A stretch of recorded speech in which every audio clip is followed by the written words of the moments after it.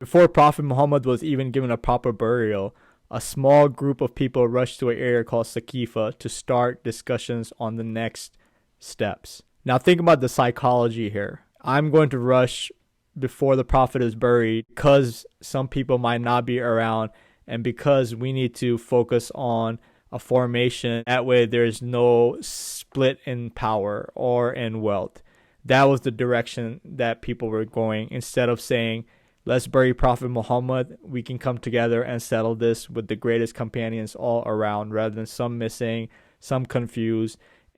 The three who rushed to Saqifa quickly to face the Ansars were Abu Bakr, Umar, and Abu Ubaidah. They immediately claimed superiority based on clan, age, wealth, and closeness to Prophet Muhammad, even though we know who was the closest to Prophet Muhammad since he was given birth in the Kaaba, Imam Ali. What is ironic is Islamic principles and Prophet Muhammad's teachings honor the fact that there cannot be any discrimination based on age, wealth, tribe, or history. Everything is done in Islam based on piety, merit, and knowledge and morality. He built a system based on absolute equality, and the excuses that people come up with on that election has no reverence to how Islam was supposed to progress. There was supposed to be nothing but solutions that came out of the Quran and the Prophet's example. So Prophet never rushed. He always spoke on being patient, being silent, being moral, and being wise. So if a prophet was so patient that he even left his homeland to make sure that Islam was forming correctly,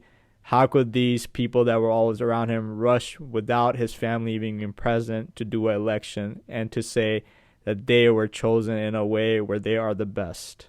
The establishment of the Muslim nation shows what a great statesman Prophet Muhammad was. He knew the power he held, and he knew what was to come with such a great kingdom. He was a level-headed manager. Anytime Prophet Muhammad had to leave for any duties, he would assign a leader behind him. Anytime he sent out a message, he declared who was a leader within that group. So does it make any sense that he would leave the fastest growing empire in the history of humanity into vagueness and no selected leader when he had days in his deathbed to make that decision and announce it to everybody? And if he didn't make that declaration while in his deathbed, that means only that he already made it clear who would be the next leader. Not only that it is him who made it clear, it is the person's actions that made it clear that he would be the next leader without anybody fighting over it in a public election that was rushed.